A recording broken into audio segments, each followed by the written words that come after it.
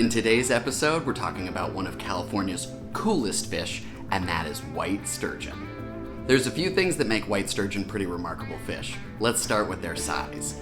White sturgeon are hands down North America's largest fish, with individuals growing to over 1,000 pounds. Absolutely enormous. Sturgeon are identifiable by the scutes that run along the top and sides of their body, in addition to their adorable little barbels, which hang out on their front lip and help them sense prey as they cruise along the bottom of rivers, estuaries, and bays. Sturgeon feed primarily on marine invertebrates like snails, clams, and crustaceans. Sturgeon actually lack any teeth in their mouth, but have a very muscular stomach to help them break down their food. White sturgeon have a range from all the way up in Alaska down to Baja, Mexico, and are known as semi-anadromous fish, which basically means that they can survive in freshwater, brackish water, and salt water.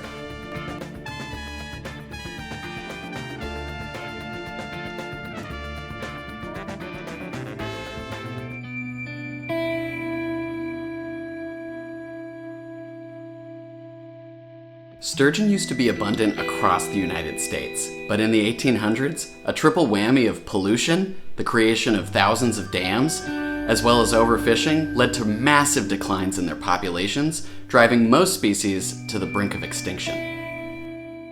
Now, the story of white sturgeon is pretty remarkable because aquaculture actually plays a critical role in the conservation of this species.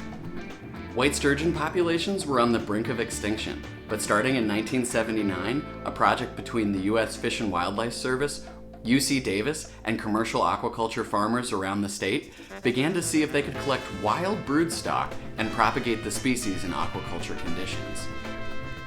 Male and female sturgeon were collected from the wild, spawned, and within a few years, California's aquaculture industry was completely independent of wild stocks on sturgeon. White sturgeon populations in the wild have recovered really well, and California now supports a vibrant sport fishing community. Even cooler, California aquaculture now accounts for over 90% of caviar produced in the United States annually. For more information about aquaculture and aquaponics, check out the UC Davis Aquaculture Extension at aquaculture.ucdavis.edu. That's all for today's video. Check back in for more sturgeon content, as well as all things aquaculture and aquaponics. For Aqua 101, I'm Nathan Kaufman. We'll see you in the next video.